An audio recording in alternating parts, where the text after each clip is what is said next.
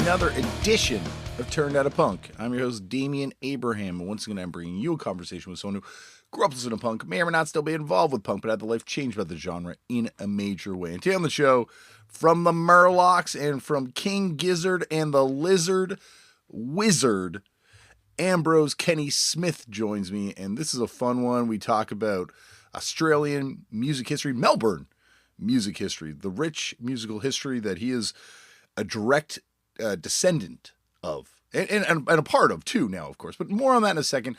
First, if you'd like to get in touch with me, head over to the email address, turnedoutapunkpodcast@gmail.com. That is run by my brother and show producer and guest booker extraordinaire, Tristan Abraham, and he will get the message to me. You can also find me on Twitter and Instagram at Left4Damian. If you want to support the show, the best way to support the show is just by telling all your friends about it, letting everyone know that you enjoy the podcast that we do here twice a week now. Well, actually, this week it's going to probably be 3 times a week, but let them know that we do this podcast. You can also support the show by heading over to the place you get it from and rating it and reviewing it.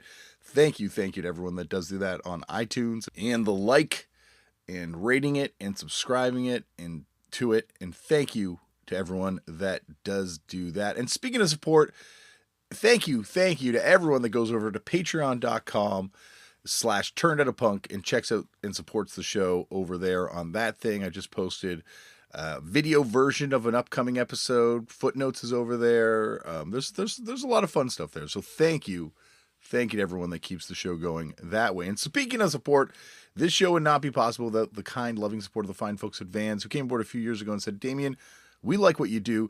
Just don't do it out of your own pocket anymore. And they helped me cover the cost of doing this thing, and it is very much appreciated because that's really what helps keep the lights on around here. Who would have thought there are costs associated with doing a free podcast? You know, I'm still shocked. I say it every week, but I'm still shocked about this thing. Speaking about being shocked, Fucked Up is going back on the road come September. We are heading out on the road with a little band called Faith No More for a few dates in the American Midwest. And then in January, we are going to be doing the David Comes to Life tour across, well, not across, but parts of the United States, parts of Canada, parts of England, parts of Europe. More dates are going to be announced, but we are going to be going out on the road and playing some tunes. So come and see me live. We can chat. It'd be like Turn Out a Punk in person, but a lot less recorded well, I guess. Well, maybe you can record on your phone. But that's it. All right, on to today's show. Today on the show, Ambrose Kenny Smith from the amazing Murlocs and the amazing King Gizzard and the Lizard Wizard. Now, I'm a fan of both those bands, but sitting down with Ambrose, boy, was I schooled. And I've talked to friends from Melbourne since, and they are shocked that I did not remember Carson because, oh my gosh, Carson are a hard rock, blues rock band that is incredibly important to the development of Australian punk rock, and that's Ambrose family right there. They're right there in this band. Anyway, we talk about all that. We talk about kind of what gave birth to King Gizzard, and we talk about a lot more fun stuff. This is a cool conversation. Anyway, I'm not going to ramble on anymore.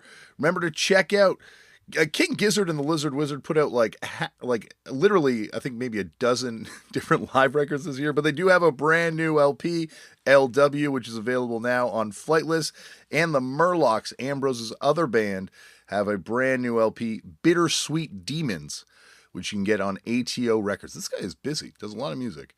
All right, I'm not going to ramble on anymore. Sit back, relax, and enjoy Ambrose Kenny Smith on Turned Out a Punk. Ambrose, thank you so much for coming on the show. Thanks for having me, man. Well, as I was just telling you off air, I'm a huge fan of the band, but I'm also just like kind of a nerd for not just Australian music, but Melbourne music in particular, because I think there's such a, I don't know, from an outsider's perspective, like such an underappreciated, rich musical history in that city, and that you guys are obviously a part of. So get ready to get nerdy, my friend. Yeah, okay, cool. Well, I got to start this off though the way they all start off, which is Ambrose. How did you get into punk? Do you remember the first time you ever came across the genre? Um, cool. Pretty young, probably from skate videos. I'm like a skateboarder at heart. I'm actually was I was just watching like skate videos on Thrasher on YouTube, which I do like every day. Um, I was just a big skate nerd growing up as a kid. So, like skate videos such as like Baker 2G and all that sort of stuff introduced me to like, Ramones and Sex Pistols and all that stuff at a real young age. Like, I remember when I was like 10, I had like this long sleeve, like God Save the Queen Sex Pistols shirt that I wore religiously. I used to dye my hair like, like black all the time. So yeah, and everything was black and it was just super obsessed with all of it pretty much. Yeah. And where did you kind of get into skateboarding from? Like, where did you remember first seeing that? Probably my brother, my like half brother. When I was young, I remember seeing him and his friends skate in the street, and I was just like, "Whoa, that is the coolest thing I've ever seen." I was just so into it. So yeah, from a young age, I remember like getting my first board, like fishtail, like supermarket like board, some weird piece of shit. And when I was like 6 or something, and then yeah, by the time I was like 10, I got sponsored by like a skate shop, and then by the time I was like 12, was sponsored by like Volcom and Foundation skateboards and America shoes and the whole sort of shebang. So from when I was like, from like 10, 11, 12 up until 18 or something, I was real diehard in it. And then even up until I was like 25, I still skate here and there, but sort of once I finished high school, I was playing a lot more gigs and doing more of the band thing than skating. But yeah, they both came hand in hand. It's a similar culture, similar stuff, similar shit you get up to, bad stuff, Well, fun stuff. well, it's funny because anyone that's come on this show that does anything at like a super high level, be it like professional wrestlers that have been on or baseball players, Yeah. things like that, there comes a point where you have to kind of make that decision, like, is it going to be music or is it going to be this other thing? Because it requires so much focus to do stuff at such a high level like that. Mm. Did you find that with skateboarding Yeah, at for all? sure. Yeah, for sure. I think being young, like when I was like 12, I went on I showed her like the whole American, like international Volcom team around Melbourne, and that was full on.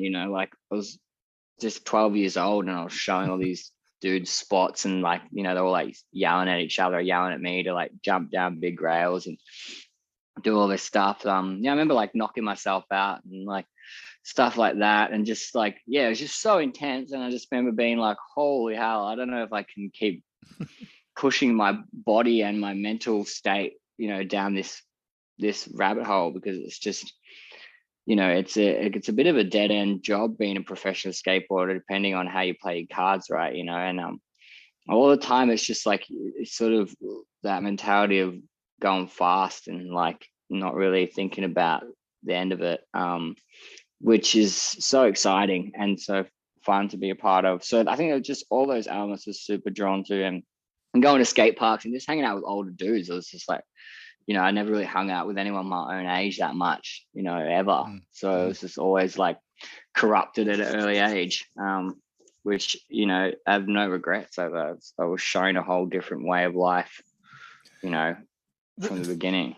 It's funny because you mentioned that, the idea that this is kind of a dead end job, being a professional skateboarder. And like, it is kind of one of those jobs that you can't really do into your 60s, or unless you're like Tony Hawk. And how many people are going to be Tony Hawk, right? Like, for the most part, Exactly. it's not built to go into your old age.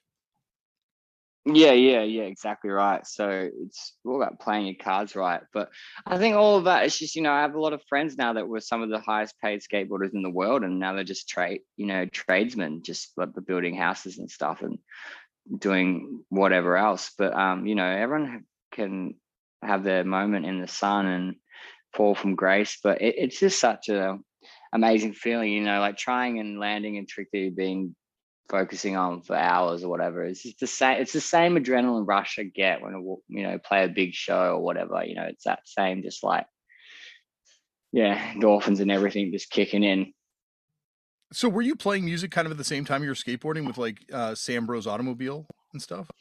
Yeah, correct. Yeah. So when I was like, when I moved schools in like grade 5 here, so I'm like 10.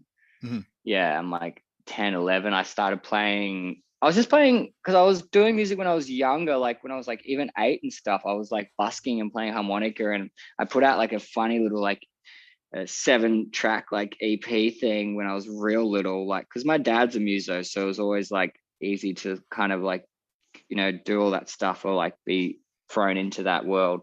But yeah, I think then I was pretty embarrassed by that, and I was just so drawn to skateboarding and that whole thing, which is it's got a bit of a macho boys club vibe to it. So all the time you're like, you're kind of just trying to play your part. But I think once I met my good friend Sam Cooper in school, we just he really encouraged me to keep playing music with him. He was just playing guitar, and I just play harmonica with him, and would muck around and play some gigs here and busk and do whatever. But skateboarding was always just my first thing. I always wanted to just be a pro skater and just be involved in that lifestyle because it was just so fun. It was just not knowing what was around the corner, like every weekend. I could be in Melbourne or I could be in another state like 10 hours away. So I was super drawn to that. And I think just as I got older into my teenage years and stuff, I feel like you kind of just, the reality is you sort of, if you don't turn pro by the time you're like 18 or whatever, people have the term like man-am, when you sort of like turn, you start become a man, but you're still an amateur skater and it's not looking like it's going to really happen, which happens all the time. So, I think I just sort of started to realize that like, I knew I couldn't really I was never going to reach those goals. It was something that was just so, it's hardcore stuff, So, what kind of music was associated with that scene back then? Some of the bands, I mean, like was Frizzle Rom or those types of bands or? Oh, no, I've never been that huge on Frizzle Rom, to be honest. I don't know. I was just more like, if you're talking like Australian punk, it'd probably be like God and stuff, and like even like I know Scientists and like more later on like Eddie Current, Suppression Ring and stuff like that. But like when I was growing up in that time, probably even like Saints, like it would always be just blaring like the Saints out Ghetto Blaster, and we like jumping downstairs and stuff, and like it'd just be all that kind of stuff, like from Ramones and all that shit, then back to like in Radio Birdman, or like, I don't know, it was kind of just always spread out because it's just it's all kind of sick music to just get you going mental enough to be like, all right, I'm just gonna throw my carcass down this like couple flights of stairs and see what happens. I think that's better taste than most skateboarding scenes have, though. Like the Saints and Radio Birdman is a lot better than a lot of the stuff that's being listened to at skate parks that I've been to. Oh yeah, these days skate videos have terrible music in them. It's like everyone's just lost their taste and flair, and no one has much of an edge anymore. It's all the rawness and all the excitement out of it is just being drained out. It's in the Olympics now, for God's sake. Well, that's the thing. It's becoming more and more of a sport. Like it's kind of getting pulled further and further from the sort of culture that you're talking about, and becoming more and more broad into jock culture. Yeah, like it's always had that sort of jockey mentality, I guess, but it's just the nature of pushing yourself mentally to like go beyond what you never thought your body or mind was capable of doing. And I hate sports, a lot of them, so like I just never figured it as a sport. It's just an art form. It's just a way of expression, like you sort of, it was way more badass back then, like it was way more rock star, and just like as corny as it is, it was, I some pro skate friends that are way more rock star than any fucking rock star I've ever met, Oh yeah. They're like, they really just live the life, and go for it. And I think it's just really admirable. Well, it wasn't like, an outlaw culture like, a lot of outlaw Mm. cultures are, but it was an outlaw culture. Like, you weren't supposed to be skating when people were skating. Like, you were getting in Yeah, trouble, yeah. you're getting tickets, you're getting chased around by cops. Like, it was standing in opposition to authority. Mm-hmm. Yeah, for sure. Like I have even to this day, like we played a show the other weekend, I almost got into a fight with the security guard because I still have that like an immediate just like frustration with security and like, authority and people just being basic assholes. So That's how Mike Vallely became a folk hero. yeah, that's right. That's why Mike Mullally sing Black Flag or whatever. Yeah. So I think it's in all of us. If you're a skater, you kind of just have this like, this bit of a fuck you to the system mentality, or I think you always have it. You mentioned mentioned your dad being involved in music and stuff. So I guess you grew up in like a pretty music heavy household. Yeah, super. Pretty like my mom's not musical. My sister's not that musical. Well, she has been now. She started picking up the bass later in life. I got her a bass guitar for her 30th, and she started playing in a friend's all girl band. That's awesome. Which is cool. But like, yeah, I think it's just from a young age. My dad was a muso, so I was just super drawn to it. He didn't really like shove it down our throats as such, but like my sister's first word was Bo Diddley, so it was definitely. It was there. So yeah. And every night I would fall asleep to like Muddy Waters and Sonny Terry and Jimmy Reed and John Lee Hooker and Little Walter and all these dudes. So that was literally just my religion. Like every night I would just fall asleep to this blues music, and Blues Brothers was like the best thing I'd ever seen. And so I was just super obsessed with all that stuff from a young age. Was that sort of the first music you were exposed to, kind of rhythm and blues stuff? Yeah, it's the first stuff. Like my dad loves that stuff. He's a like me singer and harmonica player mainly and stuff. So like it was just naturally what I was just drawn to. Yeah, it's just something that's just always just resonated, connected with me straight away, and still does. Like I just can't ever get over it. I just I don't. Yeah, and then all that stuff, then it stamped like from there, then rock and roll, and then punk and all that stuff. Like sort of just went around in a circle, but it always keep going back to blues and soul music and stuff. And but yeah, it's all sort of just in amongst itself. I guess it depends. It depends on what the vibe is or what the background is. But yeah, it also like I have a lot of soft spots for songs that I probably shouldn't have them for, but it's because it was a song to a skate part or something that I grew up watching on repeat. Yeah. It also amazes me every time I go to Australia just how, like at the surface, sort of the musical history is. Like a lot of places, like, I'm Canada, you got to search to find out about all our classic punk bands. But, we come back from playing a show at night, turn on TV, and then they're playing like the Colored Balls or an X video. Yeah. It's wild. Colored Balls are mate. Yeah.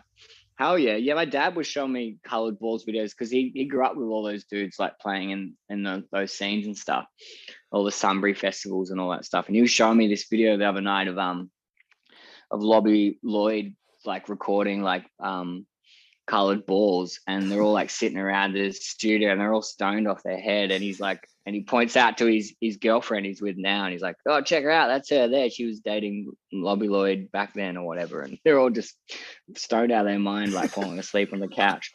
That's awesome. So was your dad a Sharpie? No, he was not a Sharpie.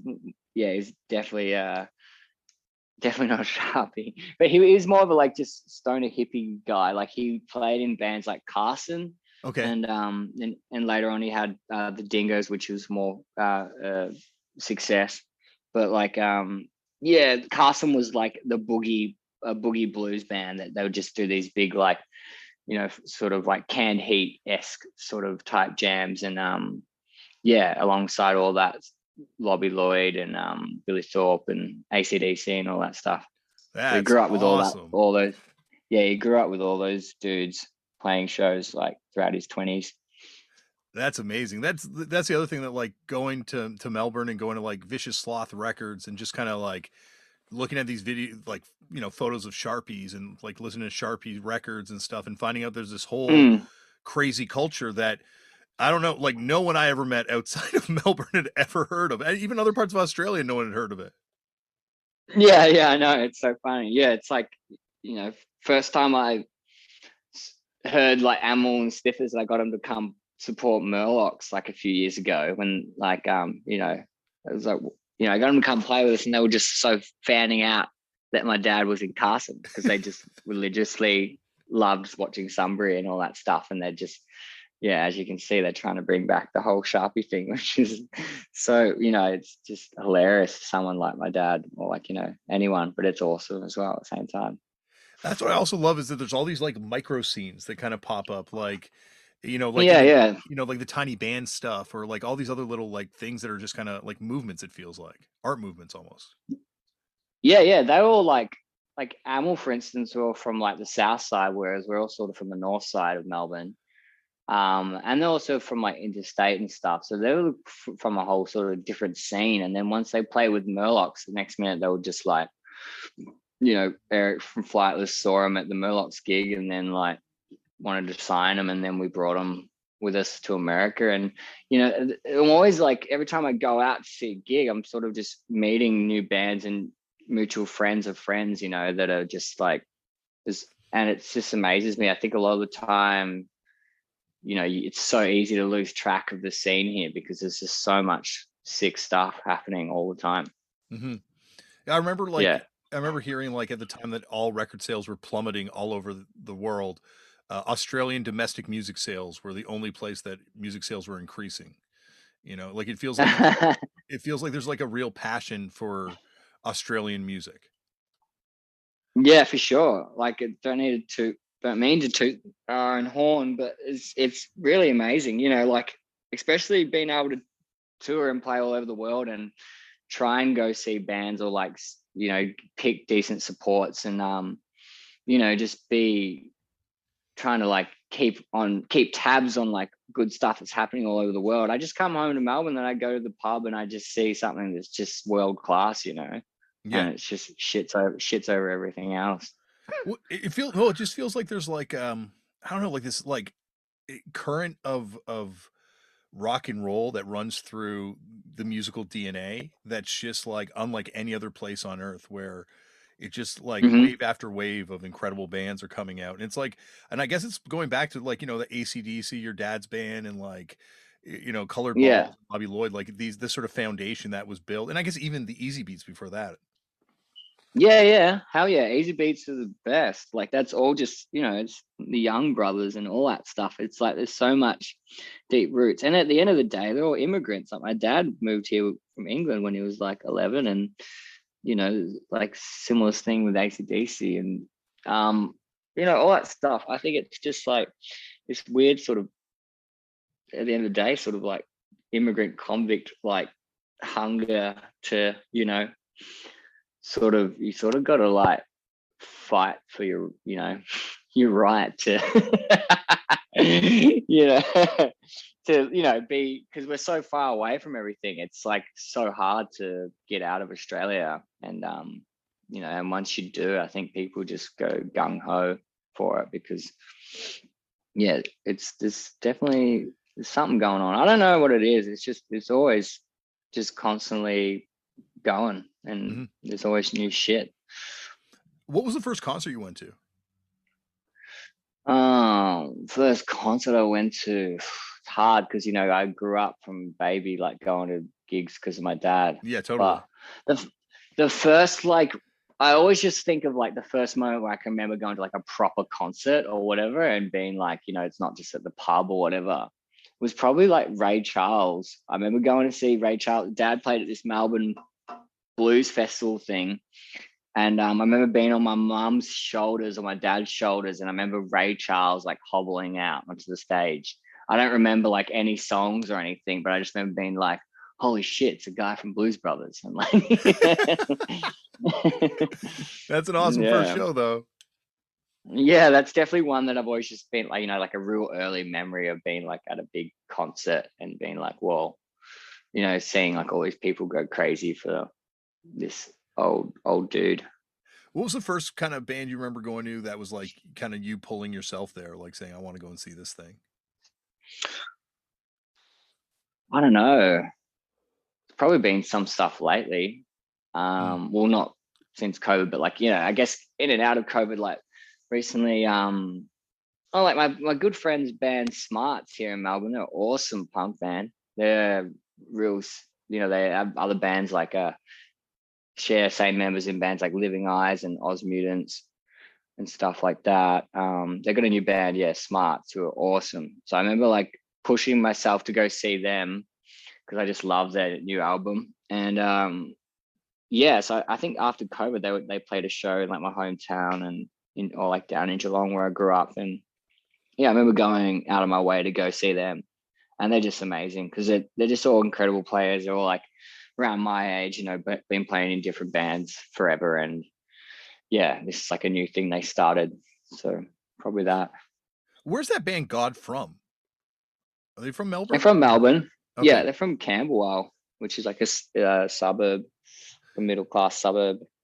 They're a band that I think, obviously probably gets a lot more appreciation and sort of reverence in Australia, but I just feel like they're one of the great sort of underappreciated rock and roll bands, kind of after that first wave.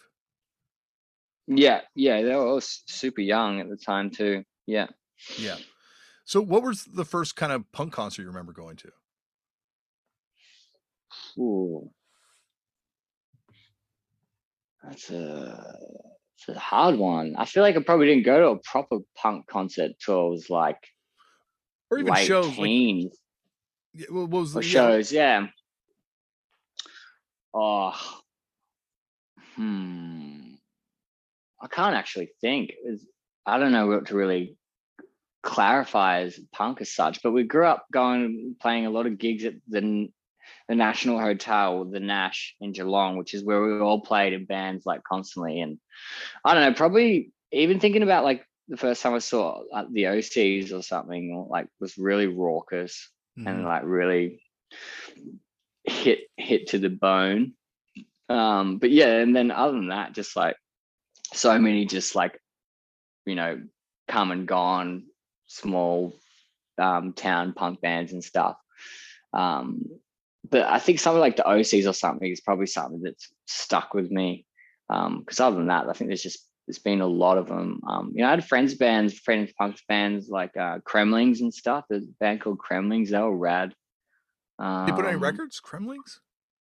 Kremlings, yeah, they put out a few records. Oh, they put out 2 records. They put out maybe an EP and then another record as well. But there wasn't many copies or anything. It was pretty small time. But it was sort of stuff like that in the early days. I can remember seeing at that sort of dingy band room. The OCs are one of the best live bands ever. Like just unbelievable. Yeah, hands down. I've had to play after them twice, and it's the worst slot every time. It's going to be bad, no matter how good you do.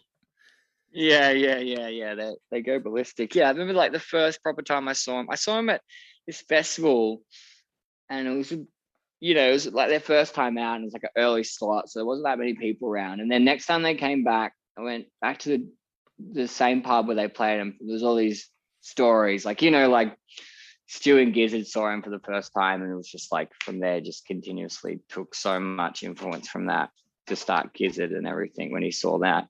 But like, I remember like going to see them the time after that, and they came back, and it was like that first note, and people were just like climbing the rafters, and it was just like beers. I remember standing there, and we all had pints of beer, and like the first note, and all the beer just like flew up in the air, and stuff like that. Did you ever hear the Hospitals? His band before doing the OCs, John Dwyer's band? Nah. I only know like Coach Whips and stuff.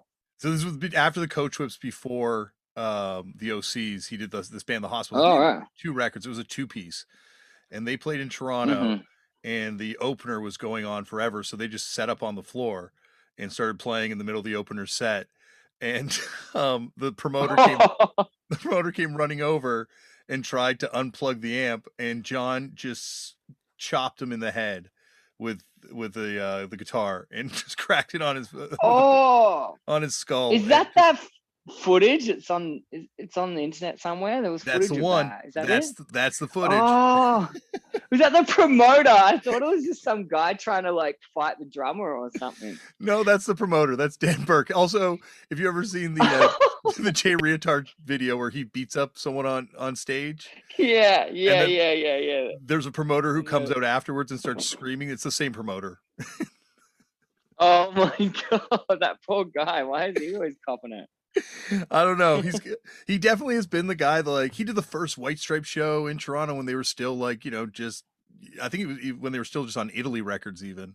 Like, he's like, but, you know, like, champion rock and roll for a very long time, but has suffered. He's a Toronto legend. So next time you guys come to Toronto, I have to introduce you to Dan Burke. Yeah, you got it. That's awesome. That's awesome. That's crazy shit. So Ambrose Automobile would play a lot, I guess. You guys put out like three recordings, right? 4 recordings?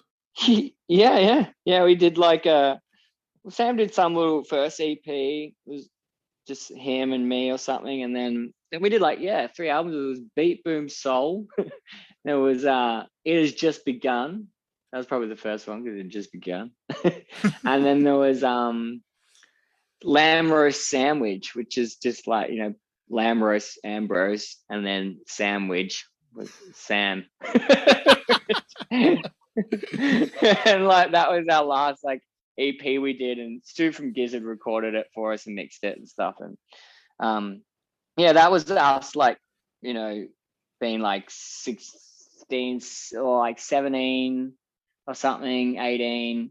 And then it was us like, putting that out and coming up to Melbourne. And, I'd started the Murlocs at that point, and then starting to play in King Gizzard. And we were playing some gigs with Ambrose, and it was doing all right, I guess, but it wasn't much buzz. You know, Gizzard was starting to get all this traction, and so was Murlocs as well. So it just sort of felt like it ran its course, you know. We'd have been a band for like, we'd been playing together since we were like 10 or whatever. Yeah. So, it just felt like it wasn't really going anywhere at the time, and we just sort of invested in other stuff. So you had all 3 going at the same time at one point? Mm-hmm. Yeah, had all 3 going at one point, yeah. And then like Gizzard played like Merida Festival, which is like, you know, the be-all and end-all festivals for us here. And I remember that moment of playing that, and then knowing that things were going to start taking off, and, you know, we were going to be able to start playing shows interstate and doing bigger things. And Ambrose was just feeling like it was getting a bit stale at the time. It was a bit of a sad one, really. Like, but it just sort of happened naturally in that way. And then Sam Cooper, he started playing with a bunch of other people as well, and been in multiple bands and still is. So and we recently connected. Like, we've been best mates forever, but we recently started making music last year in or just before COVID. Yeah, I think it was before COVID. Damn, I don't know how long ago it was. We made a song together. Like, it was a song of his, and then I like wrote some verses, and so it was a bit of a duet. And, reunion. So we've got that one track, and that's sort of tucked away, and we'll probably try and do some more stuff for it. But it was supposed to go on this Flightless compilation album that is yet to see the light of day. So hopefully that can come out soon, because it's been sitting there with everyone else's songs for a while. And was it like, were all these 3 bands kind of playing in the same sort of scene, or did they all kind of exist separately in the very beginning? Like, were they like, or were there like? No, it's all very much. Yeah, it's very much the same scene. Literally, like, supporting each other and stuff. Like, I remember supporting Gizzard and stuff with Ambrose a few times and things like that. Like the bass player Lucas in Ambrose plays in Gizzard and still does, you know. And it was all very, and like Stu and Cook, who in Gizzard, played in another band called Revolver and Son, and so like Ambrose and Revolver and Son played heaps of shows together. So we were all mates from like, you know, our teenage years. So by the time Gizzard started, and I started the Murlocs with, like, you know, I started Murlocs with the drummer that me and Sam went to high school with, and the guitarist Callum in Murlocs was already he'd played with Ambrose before, like got up and played guitar once or twice, and then once he joined Murlocs, I got him back in properly in Ambrose, and he was playing as well in that. So yeah, it was all the same friends, same scene. It's so wild, like how, you know, are these kind of like waves that kind of keep happening where like there just seems like there's like a deluge of like a whole new crop of incredible bands that are popping up, you know, in Melbourne or in Australia in general, I guess. Like, who'd you kind of see as being part of that wave for you guys, or like the band that sort of like was the precursor? Like you mentioned Eddie Current earlier, like were they kind of like, do you see them as being a band that kind of like kicked off, or is it ultimately kind of you guys, because you guys are always brought up as being the band that sort of brings about this next big wave of garage rock or rock and roll, what have you? Yeah, I guess so. I think we're starting to feel old now. You know, some of the guys in Gizzard are having kids, and I'm like 30 next year, which is weird. But yeah, I think growing up, a few of us saw Eddie Current's Pressure Ring, but they sort of like were gone by the time we were like discovered them, you know, or like we weren't even really old enough to be going to like proper shows unless we were like playing and somehow like allowed to be there. So yeah, we kind of missed a few things that were like in their prime, I'd say, by the time we were playing pubs and doing all that stuff. So yeah, I don't know. There's been plenty of stuff. It's hard to sort of think about it. I think being down the coast, we played shows or like went to saw like Vasco Era, who were like a sort of hometown hero band from Polo Bay that that did pretty well, and and also some of my best friends were in the band Frowning Clouds, who were like a big influence on all of us, who were like the same age as us, but like they started that band when they were like 15 or something, and then next minute they were playing big festivals and doing tours with Tame Impala and stuff, and like Tame Impala was like at the same level.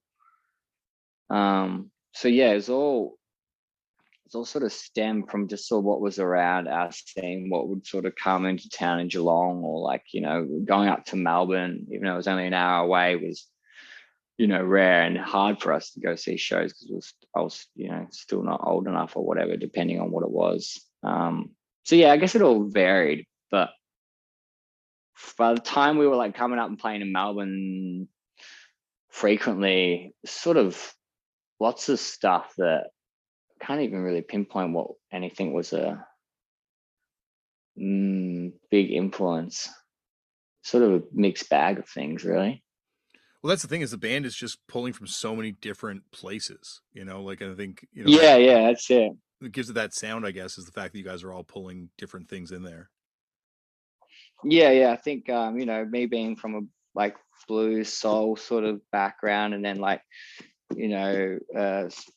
Joe and Gizzard or whatever is from like a big, like he's had a career as being like a techno, like a DJ, like electronic artist.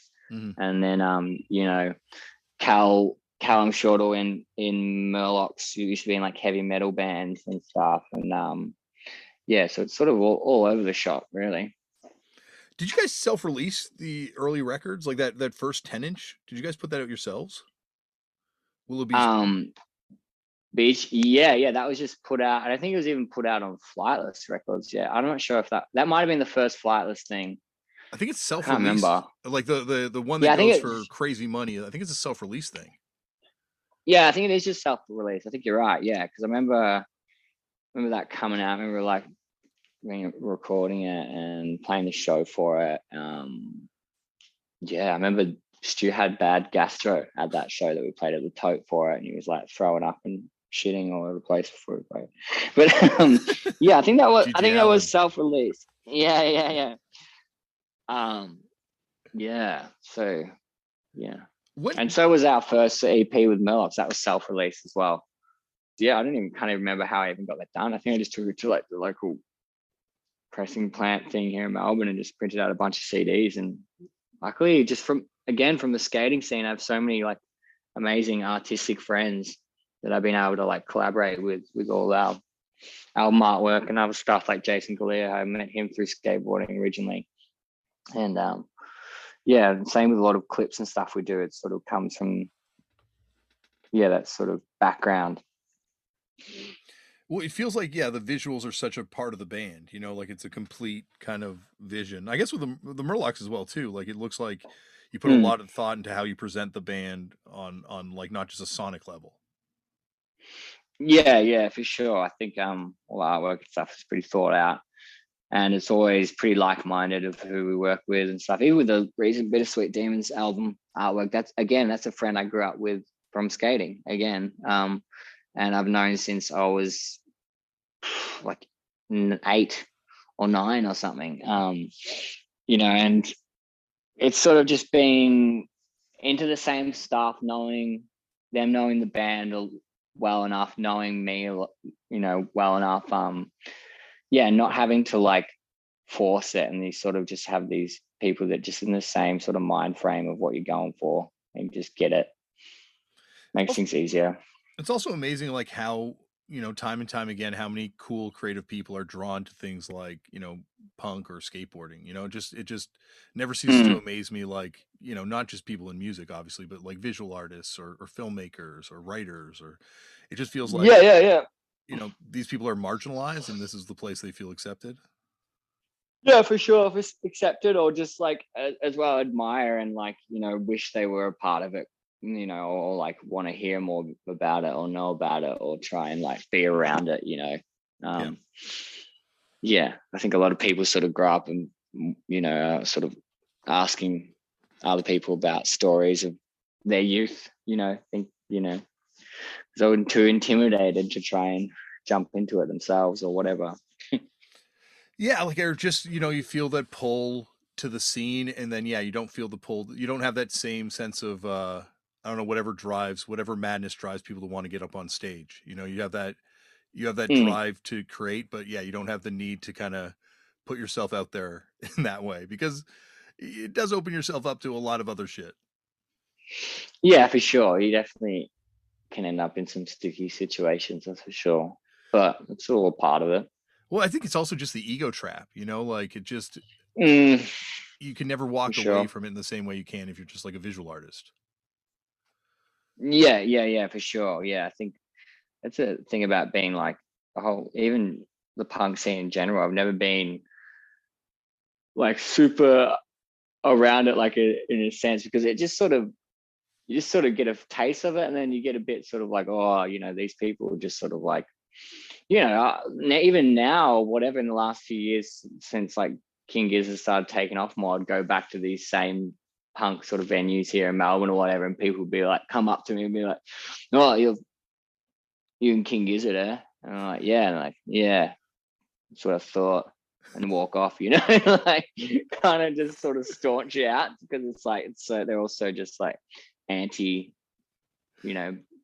making it that everything has to be underground, and but you gotta this and that, and it's cool. But then you're just drawn to that. I'm sort of just like, all right, that's sick. Much prefer that than someone like, fanning out. It's funny. Well, exactly. That keeps you sane, right? Like the fact, like, that brings you back down to earth when you need it. Like, come off a great show, go to a punk show. It's good to be hated. Yeah, good to be. Yeah. Yeah, exactly. You're gonna be proud to be hated sometimes. Like, or else you're not standing up for anything. It's funny, like even Stu and Gizzard say sometimes, like, he's like, all I want to just be in life is just a nice guy, a good, nice person. I'm like, hey man, not everyone can like you. It's fine. You just sometimes it's fine to be a little hated. Sort of, it makes you feel normal. Yeah. No, you definitely, like, you have a big tour. You come off like a bunch of big personal successes. You go to a punk show and have someone tell you ain't shit. Like, it really, I don't know. It definitely, completes awesome. the transaction that way. Yeah. Yeah. It's exactly. You don't go there to get praise from everyone. You go there for people to like charge you full price at the bar and sort of hip and shoulder you as they walk past. Yeah, exactly. Ambrose, this has been amazing. And anytime you want to come back on here and talk about Australian punk or getting shouldered at punk shows, please know the door is always open. Yeah, cheers. Thanks. It's been fun. It's been good. I didn't realize how much ammo I had to talk about this stuff. Thank you, Ambrose, for coming on the show. And Ambrose will be back to talk about Gizzard, to talk about the Murlocs, to talk about Australian music, whatever he wants at some point in the future. It'll be a fun little chat then, too. But coming up tomorrow on the show, from the band Bad Religion, we are hitting the road. We're getting in the car and going for a drive. And not the after dinner kind, because we're going to use our hands and we're going to use our minds with Greg Graffin. That's right. Greg is in a car and we're there for the ride with him and we talk about nerdy punk shit. This is a amazing one. Oh my gosh. It's not the longest episode because he was driving from place to place and, you know, we deal with some issues. But, we get deep. We talk about some stuff like we talk about we talk about a lot of stuff. I'm not gonna spoil it for you right now, but I think you'll be excited for this one. All right, that's it for me. Remember, as always, Black Lives Matter. The lives of Indigenous people matter. We need to protect trans kids, and we need to help trans people protect themselves. There needs to be a stop of hate and violence towards Asian people and towards people of different faiths. There just needs to be a stop to all this hateful bullshit. This isn't politics. This is just human rights. These are just people trying to be free, just trying to be who they are. So get involved with organizations, get yourself educated, see what's going on in the world, see where you can potentially lend support or lend help or do something. Bring about some change, you know? We got to fuck all this fascist shit and get it out of our lives, you know? Like, fuck these Nazis, fuck all that stuff. Like, it's just, ain't no room. Ain't no room in the small, small world for them and their hate, to paraphrase the great DBS. Go out and do something creative for yourself. You know, start drawing, start a band, start a fans. You never know where it could take you. You never know. You know, you might be playing harmonica in a band with your friends, and then next thing you know, you're putting out like 12 live records and 2 new LPs in a few short months. I'm envious of Ambrose's drive, man. Like, I wish I could put out that much stuff. Holy jeez, that's incredible. But you know, it starts by doing something creative. So just go and try something. Do something. Sign your organ donor cards, because by the time they come looking for those organs, you do not need them. You say, take this shit out of my dead ass body and just deal with it. Give it to someone else, because it can give someone else the gift of life, you know? So try it. Well, it's not really a try situation. It's more like a do or do not. There is no try, but sign that card. Speaking of things that you can try, though, try meditating. Maybe it'll work. I try it now, and I really do find it has helped me. I should probably even do it more. I think it'll help me more. Oh my gosh, this could be like a complete reorientation. Maybe this thing will be turned out a meditator, and we'll just switch it, and it'll just be all about meditating from now on. Nah, that's not going to happen. That is not going to happen. All right, stay safe, and I will see you on the next episode. I love you. Thanks for listening. Bye.